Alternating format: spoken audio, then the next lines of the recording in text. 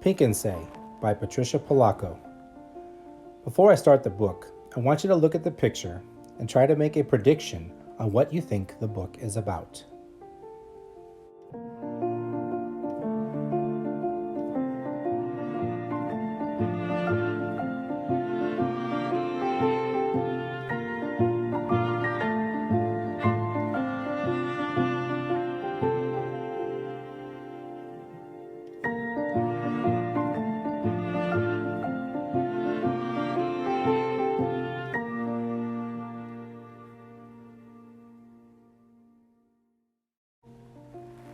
When Sheldon Russell Curtis told this story to his daughter, Rosa, she kept every word in her heart and was to retell it many times over her long lifetime.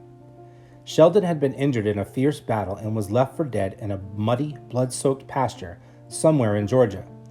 He was a mere lad of 15. He lay there for 2 days, by his reckoning, only to slip into unconsciousness and fever. He was rescued from this field by another lad who had been separated from his company. I will tell it in his own words, as nearly as I can. I watched the sun edge toward the center of the sky above me. I was hurt real bad. For almost a year I'd been in this man's war, the war between the states. Being just a lad, I was wishing I was home. My leg burned and was angry from the lead ball that was lodged in it just above my knee. I felt sleepy and everything would go black.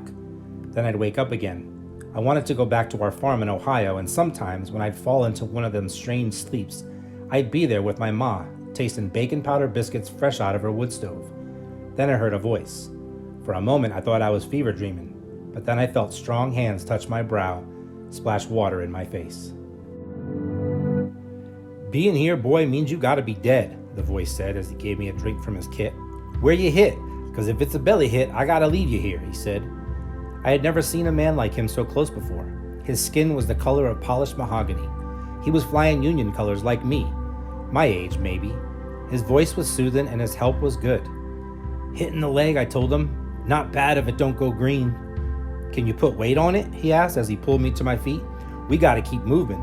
If we stay in one spot, marauders will find us. They're riding drag and looking for wounded."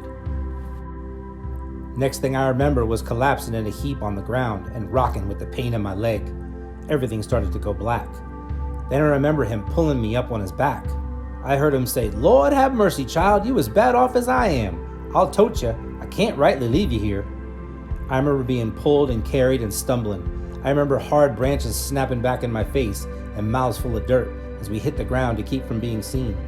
I remember slogging through streams, hauling up small bluffs, and belly crawling through dry fields. I remember these things in a half-light sleep, but I do remember being carried for a powerful long way.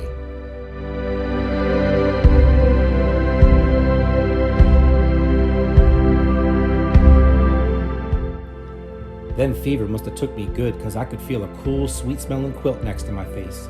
Soft, gentle, warm hands were stroking my head with a cool, wet rag cloth.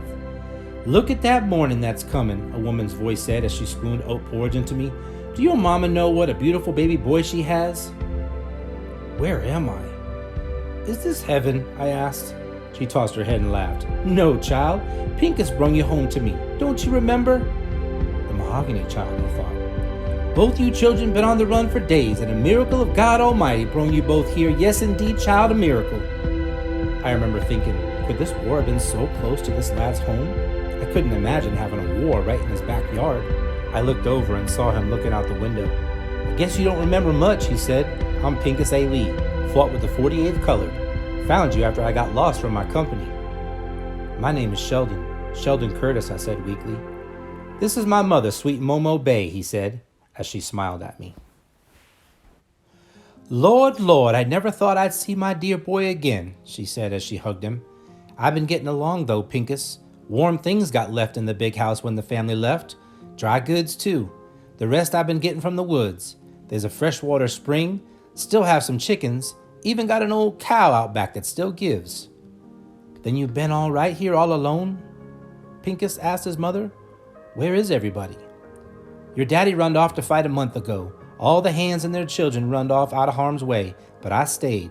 I prayed to the Lord every day. My prayers surely answered, 'cause he brought my baby boy back here to stay," she said as her face beamed. You ain't never gonna leave your mama again, are you, child? She said softly. Pincus looked troubled and didn't answer. I'm going down to the stream and pound these clothes of yours, she said as she ready to leave us. If you hear marauders coming, you get for the root cellar door and stay down there till they gone. That's what I've been doing. Marauders here? Pincus said with alarm. They've seen there's nothing here for them, child. Nothing. As soon as she left us, Pincus sank to my bedside. Sheldon, boy, he whispered, as soon as you heal up, we gotta get away from here. We putting Momo Bay in great danger by being here. If they come and find that she's been holding troopers... Then his voice trailed off. We gotta get back to our outfits if we can find them. You mean back to the war? I asked. I must have gone pale as he went on to say, it's the only way, ain't it? Then he looked at me. Sheldon, you all right?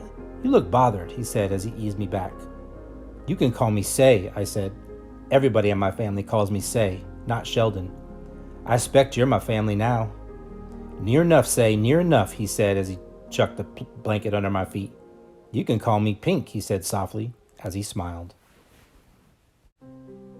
For the next week, Momo Bay fed us both up good. Raw milk and cornbread never tasted so good in all my born days.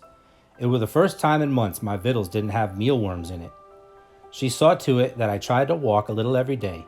So's that mean-looking leg don't go stiff on ya and cripple up, she'd say. This place wasn't that much different from our farmhouse in Ohio. More poor maybe, but it smelled the same, like pine boards and good cooking. A mess of beans with salt pork, cornbread, greens, and onions. When we slept, she sat near us, stoked the fire, and watched over us. Never thought I'd feel safe enough to sleep deep again. My mother and Kalo, my father, jumped the broom on this very spot, Pink said, as he walked me on my first day outdoors. And that there was Master's house, Master A. Lee, Pink spoke quietly as he helped me along. How come you have his last name, I asked. Boy, when you owned, you ain't got no name of your own. Even Kalo had to take that name. As we rested under the willow tree, Pink asked me about my family back home. Got one brother still at home to help run the place for Pa, I answered. What was your outfit again? Pink asked. He'd asked me before. Ohio 24th. I carried the staff. Wasn't supposed to carry a gun, but then so many died, even us boys had to carry, after so many were slaughtered like hogs. Least you got to carry. In the 48th, we couldn't have guns at first. We fought with sticks and hammers and sledges. Can you imagine not trusting us with our own fight? I couldn't imagine such a thing. Then, when they did finally give us muskets, they were from the Mexican-American War. Those muskets jammed and misfired. Then how in God's name can you want to go back, I asked. 'Cause it's my fight, Say. Ain't it yours too? If we don't fight, then who will? I had no answer for him. But God forgive me, I didn't want to ever go back to it. After a few more days, I could walk a little steadier, but still needed help. Pink took me out by the big house and walked me through it. Weren't much left of it, really. It was mostly burned out. Master A. Lee had a library full of books right here, he said. He taught me to read, even though it was against the law. He must have been a good man, I said. More bad than good, Say. Sometimes I think he just liked being read to. There was this book of poetry, Say, that was this thick, and every night I'd read out loud to him from that book. I blessed this house because of all those beautiful books, but I cursed it too for what it stood for. We walked a bit further. To be born a slave is a heap of trouble, Say, but after A. Lee taught me to read, even though he owned my person, I knew that nobody ever could really own me. You feel hot, Pink, I said. Lord, I think you're as sick as me. Let me fetch you back to the house. I'll be fine, boy. Just a little tired, that's all. I'll be ready to fight, though. I'll be ready to fight. That night after we ate, Momo Bay came back to the table with a worn old Bible. She was so happy. My heart ached at the thought of telling her we'd be leaving soon. Master A. Lee showed him how the paper talks. Show him, Pink, she said. He took out a pair of spectacles from his pocket and opened the Bible to the Psalms of David and started to read. His voice was steady and had such wonder. Just hearing them words made pictures come into my head. I surely do wish I could read, I announced to them without thinking. When Pink saw how ashamed I was, he took my hand. I'll teach you, Say. Some one day I'll teach you. I could feel my face flushing up. Then I spoke up. I've done something important, I announced. Of course you have, child, of course you have, his mother said. I touched Mr. Lincoln's hand.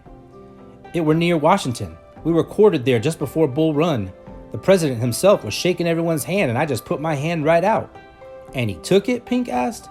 Yep, he took it, I answered. Now there's a sign, ain't it? He said, smiling broadly. Touch my hand, Pink. Now you can say you touched the hand that shook the hand of Abraham Lincoln. Next best thing to touching him, Momo Bay said in wonder. Most of the next day, Pink was studying an old map. Marauders don't fan out further than 30 miles or so from their camps. If they come here, then their units must be that close. We got to get south of the river. See here, say? That's where my troops were headed. We could meet up with them about here, I figure. Meet up with who? You ain't leaving, his mother's voice caught as she came upon us. Now, my mother, you knew we couldn't stay here. You had to know that, he said as he tried to calm her. No, my babies, my sweet babies, she cried. She was inconsolable for a time, and then she sat still and afeared as she just listened. Mother, this war has to be won, or this sickness that has taken this land will never stop. Pink always called slavery the sickness when we talked. We have to go. He knelt at her feet. By the look that came into her eyes, she'd known that this day was coming. I could feel my breath catch.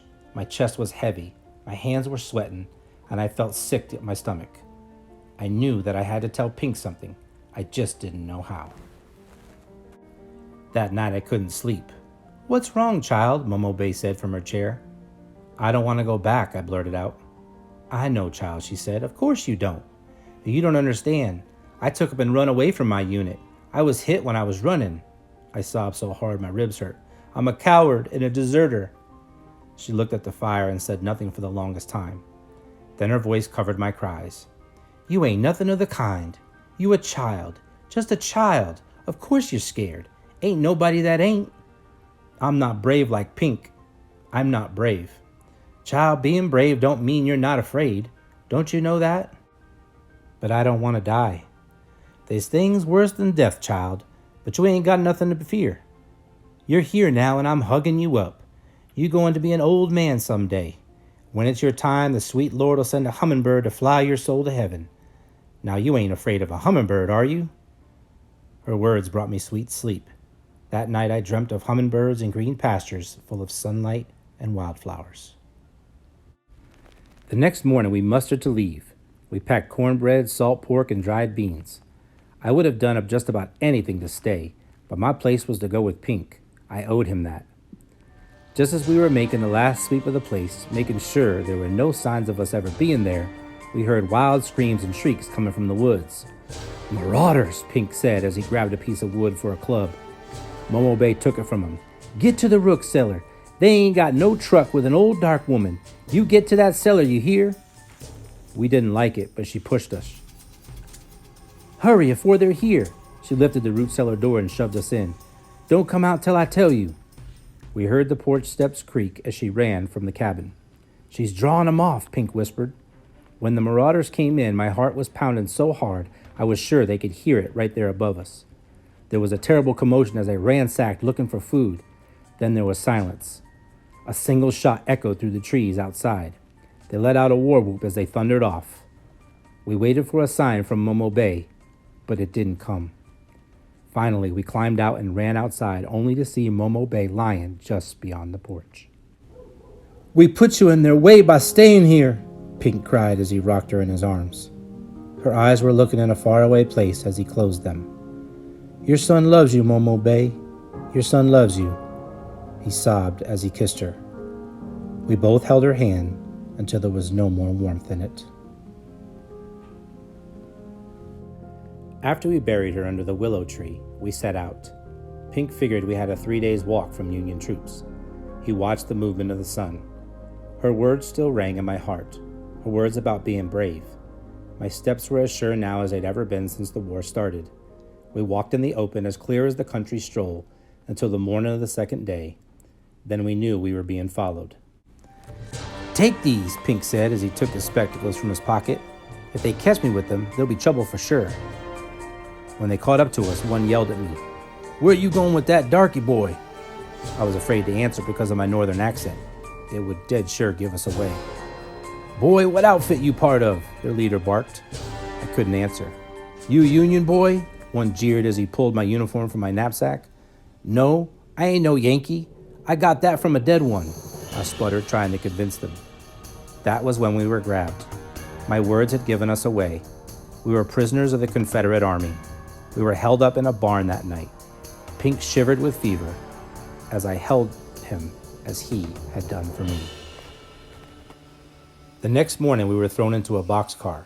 We rode for what seemed like 2 days, stopping many times. When the door slid open, the daylight was blinding. We were loaded into a buckboard and taken through town. The townsfolk looked at us hard. All they had left for us was mean looks and a heap of hate. We jarred to a stop in front of the gates that marked the entrance to a stockade. "It says Andersonville," Pink whispered. My heart stopped. I had heard of this place. It was one of the worst of the Confederate prisoner camps. When we were pulled from the buckboard, we fell hard to the ground. "No, no," I begged as they pulled us both along. Because of his fever, Pink stumbled and fell. They dragged him along with such meanness. He did not protest until they forced us in different directions. Then he reached for me and said, "Let me touch the hand that touched Mr. Lincoln. Say, just one last time."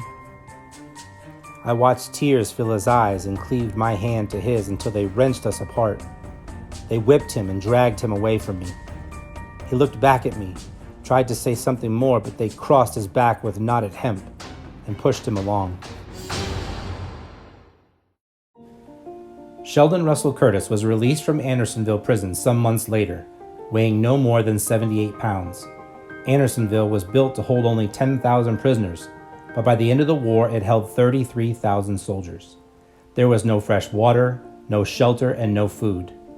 13,000 men and boys died of starvation and dysentery. Sheldon Curtis returned to his home and recovered. He settled in Berlin Township in Saranac, Michigan. He married Abigail N. Barnard and fathered 7 children. He became a grandfather and a great-grandfather during his long lifetime. He died a very old man in 1924. Pincus A. Lee never returned home. For him, there was to be no wife, no children, no grandchildren to remember him. It was told that he was hung within hours after he was taken into Andersonville, and his body was thrown into a lime pit. I know this story to be true because Sheldon Russell Curtis told his daughter Rosa. Rosa Curtis Stowell told it to her daughter Estella. Estella Stowell Barber in turn told it to her son William. He then told it to me, his daughter Patricia.